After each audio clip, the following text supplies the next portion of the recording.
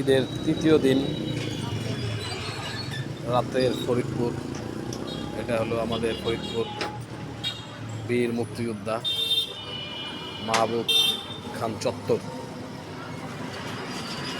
রাতের ফরিদপুর ফাঁকা।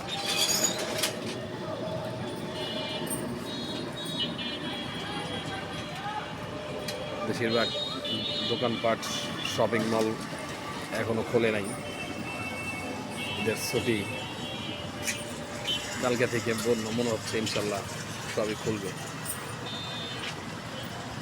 তবে এই মোড়টার মাহবুব চত্বরের এই ডেকোরেশনটা করার কারণে সৌন্দর্যটা বেড়ে গেছে।